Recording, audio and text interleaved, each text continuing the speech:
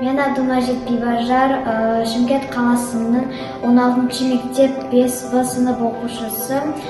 Мен отбасында әжемді үлгі аламын. Әжем маған білмейтін заттарымды үйретеді. Мен әжемді қатты жақсы көремін.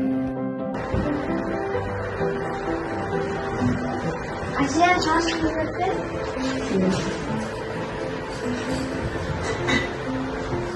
Шашыңды бөлі, шашыңызға сырғаң әдемі екен, шашпауыңды да тағып қарайық бүгін сабаққа. Сен білесің ба шашпауды неге тағатынын? Жоқ, әлі. Шашпауды бұрын қыздар есейіп келе жатқан кезде әжелері, аналары шашпау таққан. Себебі қыздар үлкейіп өскен сайын қыз тәртіпті болу керек, әдемі жүру керек. Оның қазақтың біздің қыздардың артық қатты жүргені, қатты күлгені, соның барлығын шашпау арқылы біліп отырған үйде ата-аналар.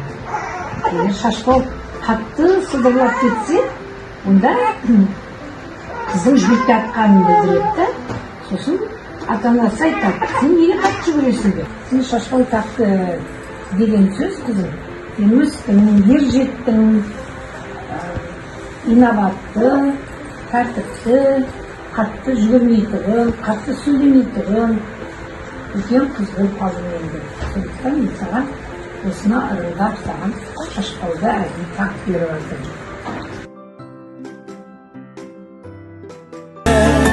Sen aman bol, aman bol. Yüreğimin içindeki yüreğim. Sen aman bol. Әже, неге байкенде шашы бар? Малдарға шаш өсіру жараспайды ғой. Малдар қиып жүру керек қой. Жаным, оның да өзіндік сыры бар жаным. Бұл бәйкен біздің көптен күткен бөпеміз.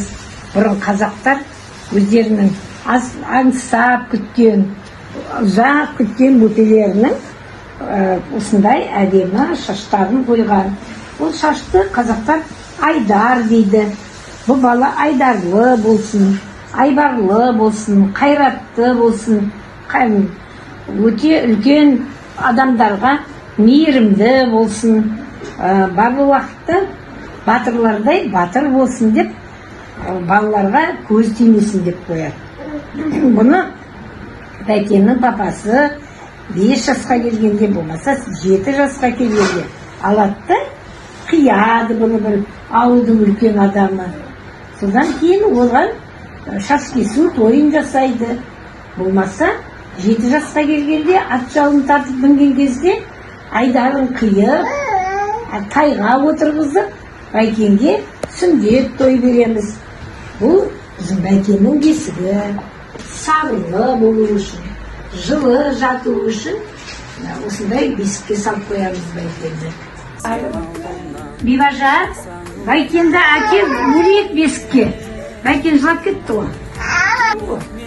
Жабуы болады, жұқа жабуы, қалың жабуы, тартпалары. Бұл өзі құттан істелінген жорға бесік деп аталынады. Әкел бөпені өрек бесікке. Енді жылап атыр менің балам. Менің айдарлы балам, айбарлы балам. Бесмеллә, ұйқың тыныш болсын. Жақсы ұйықтап, жақсы түс көріп жағы, балам. Бесмеллә. Бірінші аяғын байлаймыз. Бөпенің мынау тартқанын бұлай ішінен саламыз. Сен маған астың жағынан бауын беріп жібер.